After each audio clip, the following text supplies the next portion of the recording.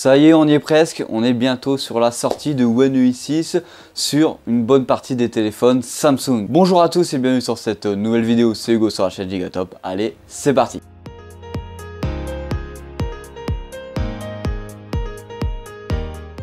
Bien sûr, avant d'aller plus loin, n'hésite pas à t'abonner, à liker, ça fera toujours plaisir à la chaîne. Et dans cette vidéo, je vais venir te parler de One UI 6, te présenter les nouveautés qui vont arriver sur ton téléphone, voir si ton potentiel téléphone est admis à recevoir cette mise à jour. Et surtout que c'est une mise à jour basée sur Android 14, donc tu vas avoir énormément de fonctionnalités qui sont tirées d'Android 14, donc je t'invite à aller voir la vidéo juste ici, si tu vas aller voir une review sur Android 14. Alors les maîtres mots de One UI 6, c'est quoi? C'est la convivialité et surtout au niveau du montage photo et vidéo, une grande partie a été travaillée au niveau de l'intelligence artificielle. Donc t'inquiète pas, beaucoup de nouveautés sur cette partie-là. Alors la plus grosse nouveauté qu'on va voir avec cette mise à jour, c'est quoi? C'est une nouvelle police d'écriture. Elle s'appellera One UI 100. Alors là, j'en suis sûr, tu es bouche bée par cette nouveauté, ça va changer ta vie. Non, plus sérieusement, les nouveautés au niveau de la photo. La galerie analysera tes photos avec des fonctionnalités d'intelligence artificielle, telles que Photo Remaster ou Objet Eraser. Et là, tu vas me dire, bah ça sert à quoi qu'ils analysent mes photos? Bah d'analyser tes photos, ça va te permettre surtout de te donner des suggestions pour améliorer celle-ci. Comme par exemple changer la colorimétrie, ajouter un flou d'arrière-plan. Tu peux voir que tu as plein de possibilités qui te seront données. Samsung, lors de sa présentation, a aussi parlé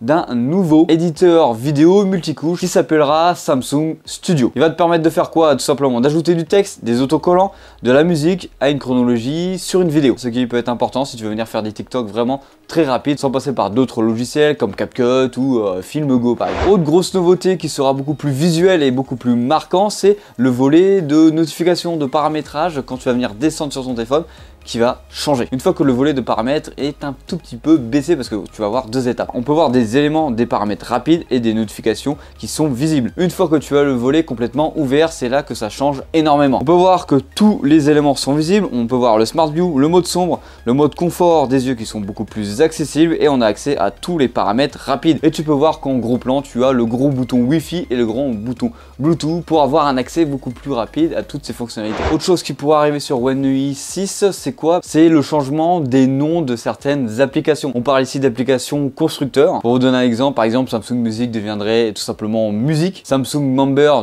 deviendrait simplement Member, ou encore Samsung Health deviendrait simplement Health. Bon, je pense que tu as compris le principe pour l'entièreté des applications. Alors la liste des appareils qui devraient recevoir cette mise à jour tout au tard, on a bien sûr les A73, A72, A53, A54, A52, A34, A33, A24, A14 et bien sûr A13.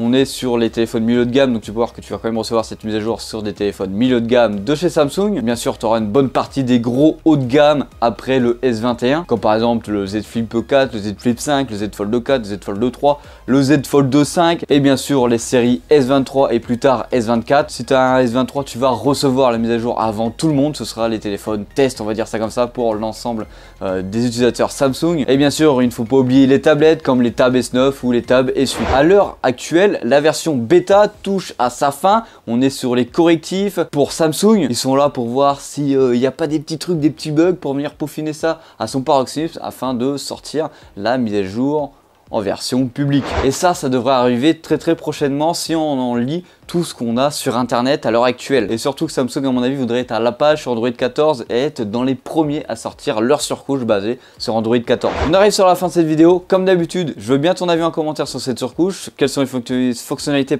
que tu aurais aimé avoir dedans et surtout pourquoi tu aurais voulu cette petite fonctionnalité. Bon allez, c'était Hugo sur la chaîne Gigatop. Comme d'habitude, on n'hésite pas à s'abonner, à liker. Allez, bisous!